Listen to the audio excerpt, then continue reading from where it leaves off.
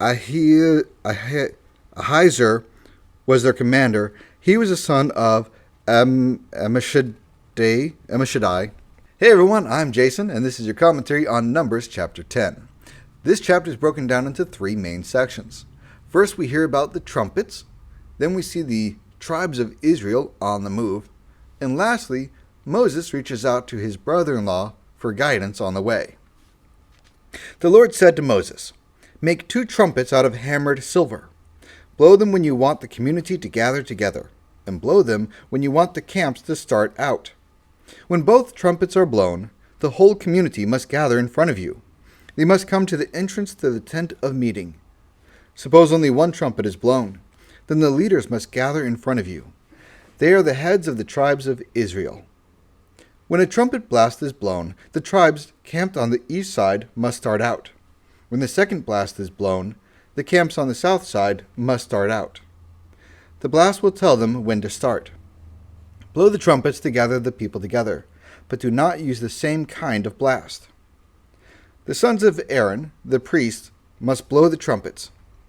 That is a law for you and your children after you for all time to come. Suppose you go into battle in your own land, and suppose it is against an enemy who is treating you badly. Then blow a blast on the trumpets. If you do, I will remember you. I will save you from your enemies. I am the Lord your God. You must also blow the trumpets when you are happy. Blow them at your appointed feasts. Blow them at your new moon feasts. Blow them when you sacrifice your burnt offerings. Blow them when you sacrifice your friendship offerings. They will remind me of you. I am the Lord your God." The Israelites were given trumpets, and they were supposed to use the trumpets as a way to communicate. They communicated to the Israelites when it was time to leave, when it was a time to be gathered together, when it was a time to praise God through the celebrations that they had. It had many different purposes. I have a Scottish heritage, and as such, I love thinking about how we used the bagpipes. They were a way to communicate over vast distances, and there were different notes that could be played to mean different things. And that's what this part reminded me of, that the Israelites had their trumpets to be able to communicate to a large group of people over a large distance and be able to do so very effectively. It was the 20th day of the second month of the second year. On that day the cloud began to move. It went up from above the holy tent where the tablets of the covenant law were kept. Then the Israelites started out from the desert of Sinai. They traveled from place to place. They kept going until the cloud came to rest in the desert of Paran. The first time they started out, the Lord commanded Moses to tell them to do it, and they did it. The groups of the camp of Judah went first. They marched out under their flag. Nahshon was their commander. He was the son of Amminadab. Nathanael was over the group of the tribe of Issachar. Nathanael was the son of Zor. Eliab was over the group of the tribe of Zebulun. Eliab was the son of Helon. The holy tent was taken down. The men of Gershon and Merari started out. They carried the tent. The groups of the camp of Reuben went next. They marched under their flag. Elizur was their commander. He was the son of Shadur. Shelumiel was over the group of the tribe of Simeon. Shelumiel was the son of Zurishaddai. Eliasaph was over the group of the tribe of Gad. Eliasaph was the son of Duel.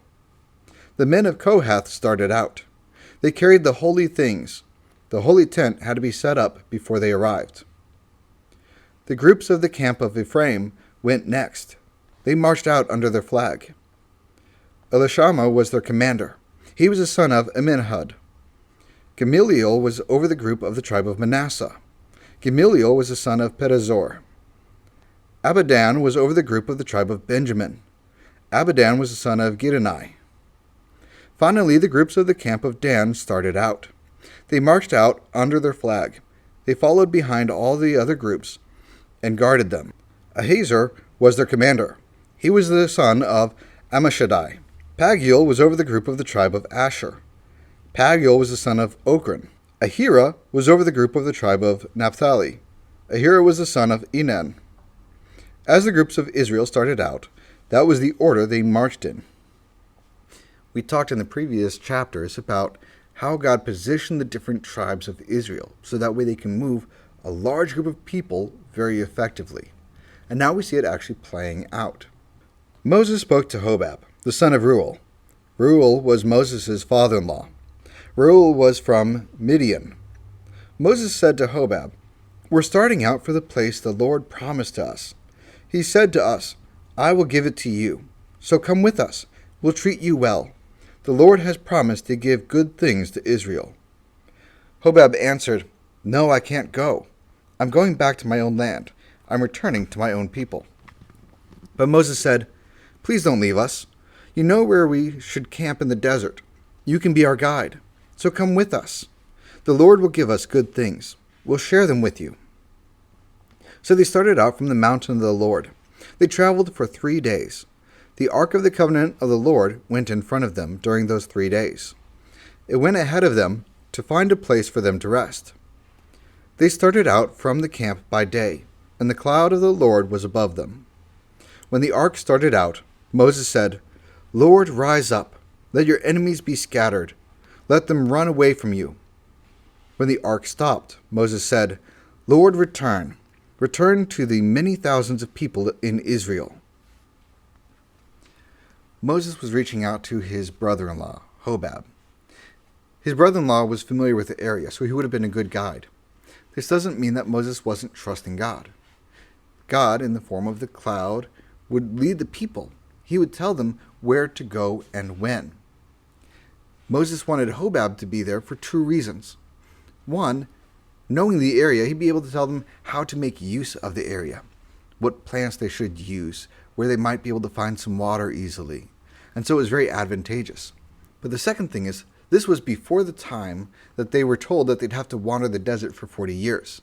So they honestly thought they were just going to walk into Canaan. He wanted Hobab, his brother-in-law, to be with him going into the Promised Land. If you knew that you were going to go into the Promised Land, wouldn't you want those that you love, that are near to you, to go with you as well? Well, that's it for our commentary on Numbers chapter 10. Thank you so much for joining me, and I will see you guys next time.